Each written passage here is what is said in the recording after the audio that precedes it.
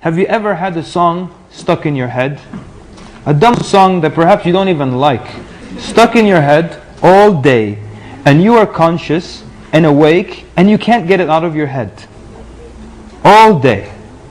This is while you're conscious and awake and you can't control it. So what about when you're in the stupors of death? Stupors meaning like a drunken state. If you're 100% awake and you can't control a song in your head, what makes you think you can control it when you're in the stupors of death? And a song that you love might come out.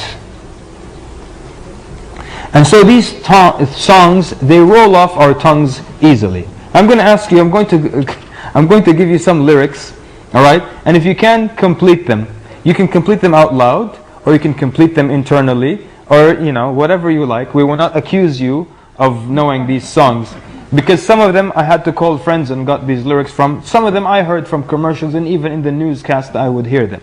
So if I say, who let the, the end. And if I say, oops, I, don't worry, I love you, you love me, born to be, you gotta fight for your right to, so embarrassing. You ain't nothing but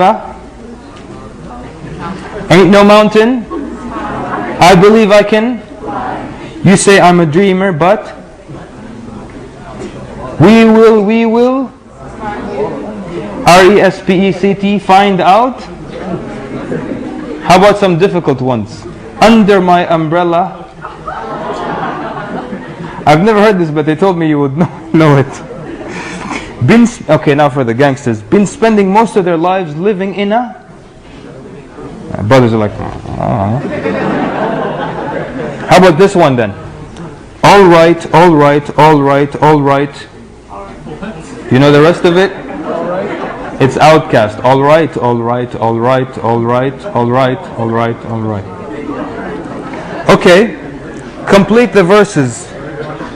وَمَنْ يُشَاقِقِ الرَّسُولِ مِنْ بَعْدِ مَا تَبَيَّنَ لَهُ الْهُدَى وَيَتَّبِعْ غَيْرَ سَبِيلِ الْمُؤْمِنِينَ نُوَلِّهِ مَا تَوَلَّى. Excellent. وَنُصْلِهِ جَهَنَّمْ وَسَاءَتْ مَصِيرًا. طيب وقال الرسول يا رب إن قوم اتخذوا هذا القرآن مهجورا. Oh my Lord, the Prophet said, oh my Lord, truly my people have abandoned the Quran.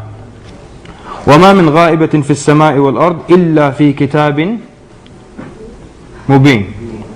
So what makes us think we will be able to say La ilaha illallah so easily?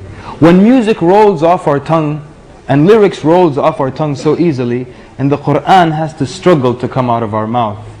There's a doctor, and he is a righteous man, inshallah, we don't overpraise him. He said in his career in a Muslim land, 36 people died in front of him.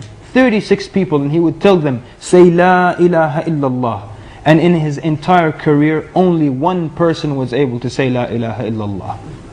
And he would say that now, I guarantee you can say it 1,000,000 times if you want to right now. And everyone thinks they will be able to say it. But out of 36, he only saw one person able to say La ilaha illallah.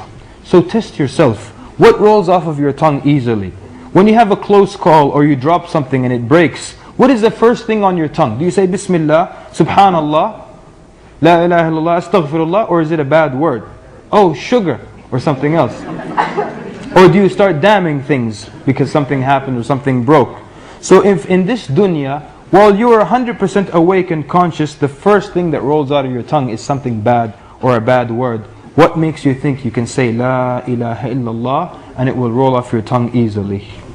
And the Prophet ﷺ said, Man kana akhiru kalamuhu fi dunya La ilaha illallah dakhala al-jannah. Whoever his last speech is in this dunya is La ilaha illallah, he will enter into paradise. And so now, the whole point is not to make you think you will not be of those people. Ask Allah Azza wa Jal that all of us are those who say La ilaha illallah as their final word. But the point is to make us afraid of our bad deeds. What is the message that the writers of musical lyrics are trying to get across to you? What are they writing about? And who writes these words? Are they scholars, upstanding individuals, righteous men and women? You look at heavy metal, it's, usually sex, drugs, devils, and killing yourself. And I know I'm generalizing. Rap, it's sex, drugs, murder, garden tools, and how many garden tools that you have. You understand? Degrading women, talking about, pimping and things that are so embarrassing to mention. Blues, it's about hard times, broken hearts, and being broke yourself. Country music, my truck broke down, my dog ran away, and I have a broken heart as well. So, are the writers of these songs people that you would like to get advice and words of wisdom from? What is Puff Diddy attempting to tell you in his lyrics? What would you get advice from someone whose name is Snoop Doggy Kalb? Snoop Doggy Kalb. So,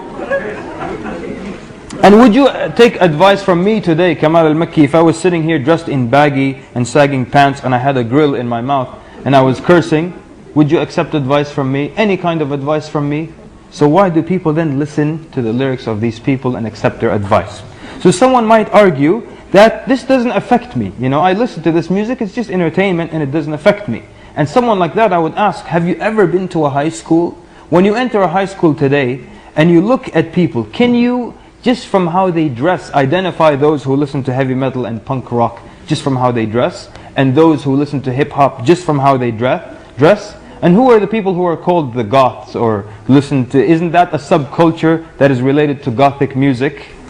And cases of suicides from listening to songs. You may remember in the 80s there was a lawsuit against a man, Ozzy Osbourne, because some kid listened to his song and he shot himself, he committed suicide. I mean, whether or not he told him to do so, but the point is, some people are affected by these kinds of things. There's a question from the greatest website in the world.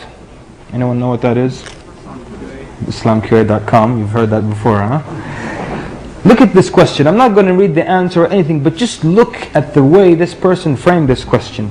He said, I'm a person who believes in the existence of Allah. No matter how far I stray from Allah, I turn back to Him with humbleness.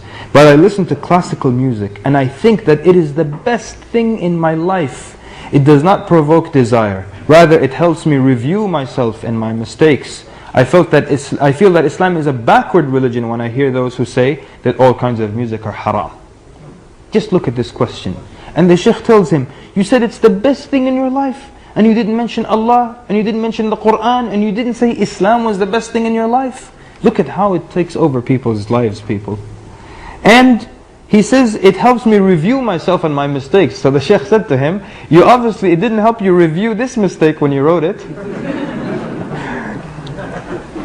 And he tells me, you feel Islam is a backward religion just because of this?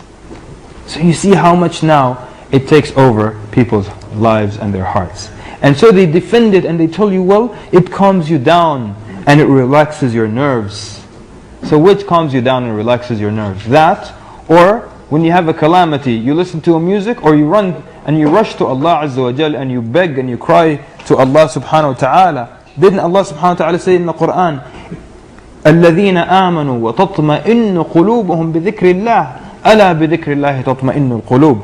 Those who believe and whose hearts find satisfaction in the remembrance of Allah. For without doubt in the remembrance of Allah do hearts find satisfaction. And as some scholars argue, if music really made you, a more refined person and more gentle and calms your nerves and so on and so forth, if it did soften the hearts, then the hearts of the musicians would be the best of hearts and their attitude and behavior would be the best. But what do we find as a reality? That they are the people who behave the worst. So that means it can't be something that gets you to behave better.